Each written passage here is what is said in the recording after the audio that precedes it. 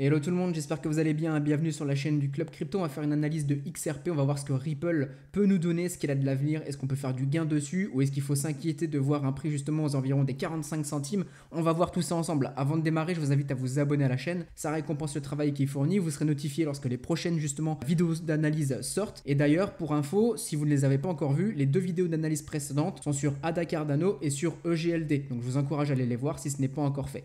Donc on part sur l'analyse de XRP.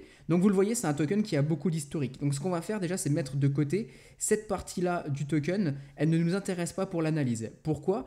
Parce que ici, forcément, grosse euphorie aux environs de 2017. Le token a été parti en mode to the moon et on ne peut pas ici trouver vraiment de support de résistance. Donc pour de l'analyse technique, c'est plus compliqué.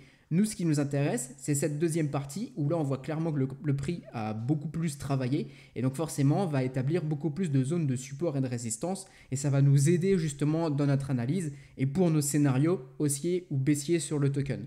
Donc toute la partie de gauche, on va la mettre de côté et on va s'attaquer justement à cette partie-là. Je vous ai déjà noté deux lignes de support, deux zones de support et je vais vous expliquer pourquoi ces deux zones. Ici, on est en weekly. On va commencer l'analyse en weekly et ensuite, on va aller sur du daily. Comme ça, si vous êtes plus branché investissement, long terme, très long terme, le weekly va pouvoir vous aider. Si vous êtes plus là pour faire du swing trading, le daily va vous aider. Alors, sur du weekly, qu'est-ce qu'on voit? Cette zone, pourquoi je vous l'ai notée? Parce qu'on voit bien qu'on a fait un top ici, ok, un top de marché ici. Et là, à nouveau, on revient et pareil ici, on clôture sur cette zone. Donc cette zone, c'est clairement une zone de résistance ici et de support maintenant. On est en weekly, évidemment, tout ce qui se passe en weekly est plus solide que ce qui se passe sur des unités de temps beaucoup plus petites, comme du 4 heures, du 12 heures ou du daily, du 1 heure, etc. Donc ici, évidemment, ça renforce nos signaux. Ici, c'est clairement une zone qui est défendue. Ça se voit clairement. Et si on zoome d'ailleurs sur ce qui s'est passé récemment, donc sur l'été 2022, vous voyez que dans cette zone, on a une clôture d'une semaine, 2, 3, 4, 5. Donc quasiment un mois et demi de clôture sur cette zone.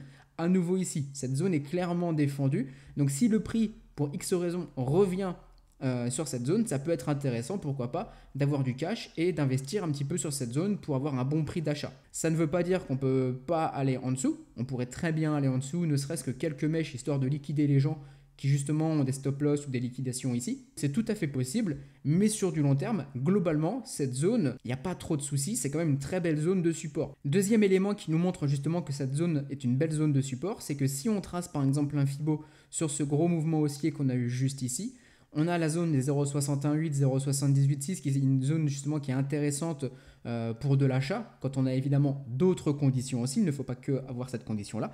Et je vous explique parfois aussi dans certaines vidéos ou dans la formation de trading pour ceux qui l'ont, le lien est dans la description si jamais, que la zone ici justement des 0,886, on ne le voit pas trop à cause de la bande dorée, mais vous avez les 0,886 ici.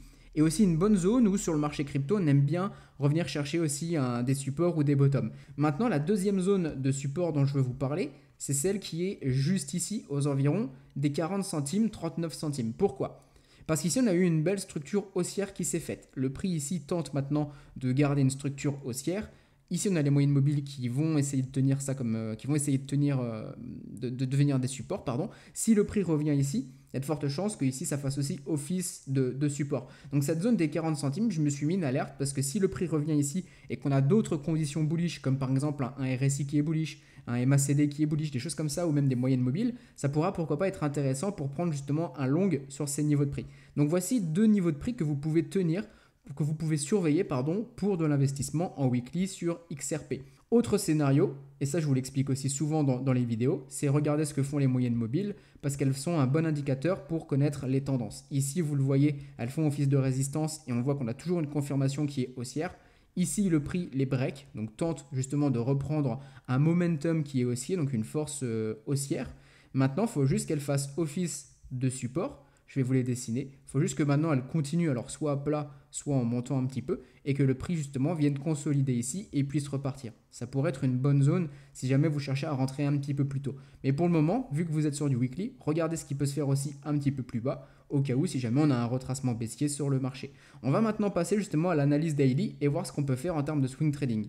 Donc ici en daily, qu'est-ce qu'on peut voir? On voit qu'ici, on vient faire une structure qui est plutôt baissière. C'est pas forcément bon de voir ça ici, sachant qu'en plus, si je trace par exemple un Fibo de ce point justement haussier au point baissier, 0,382, ça tombe pile poil justement sur une grosse zone de résistance des Fibos qui fait que cette zone a tendance justement à annuler des tendances, on va dire. Si jamais on ne passe pas au-dessus, ça vient confirmer un petit peu la tendance baissière. Donc pour le moment, on échoue à repasser au-dessus de cette zone des 50 centimes, grosso modo 52 centimes. Donc tant qu'on ne repasse pas au-dessus de cette zone des 50 centimes juste ici, on reste baissier en daily sur le token, donc pour du swing trading. Donc cette zone, il faut vraiment la break pour reprendre en daily un momentum qui est haussier. On regarde les moyennes mobiles. Ici, au niveau des moyennes mobiles, on est en train de les rebreak à la baisse. Là, ça va se fighter, je pense, un petit peu. Ça fera une office de support, évidemment. Si le prix vient vraiment à partir en dessous de cette moyenne mobile rouge que vous avez juste ici, ça sera vraiment baissier et on pourrait pourquoi pas revenir justement chercher les zones juste ici, les 40 centimes ou justement cette mèche ici aux 41 centimes.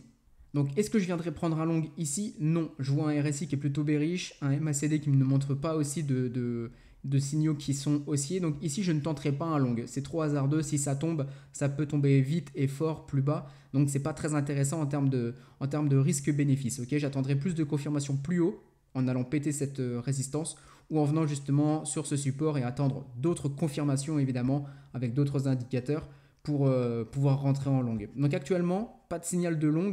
Est-ce qu'actuellement on peut aussi rentrer en short? À la rigueur, j'attendrai plus qu'on revienne justement sous cette résistance, voir si on a des conditions qui me permettent justement de me dire qu'on est toujours bearish et qu'on ne veut pas passer au-dessus. Et là, je pourrais tenter un short. Mais actuellement, il n'y a rien de très intéressant sur la zone des 45 centimes sur XRP. Et pour finir, si je prends un mouvement un petit peu plus important au niveau du mouvement baissier qu'on a juste ici, avant mon Fibo s'était arrêté ici, maintenant je le prends ici. Si par exemple vous venez à rentrer en long et vous recherchez justement des gros niveaux de prise de profit que vous voulez chercher assez haut, vous pourrez justement surveiller cette zone qu'on a juste ici, 0,382, et ça se voit très bien aussi sur le prix qu'on a une résistance ici, donc plutôt aux environs des 70 centimes, 68 centimes, autant prendre des profits un tout petit peu en dessous histoire d'être prudent.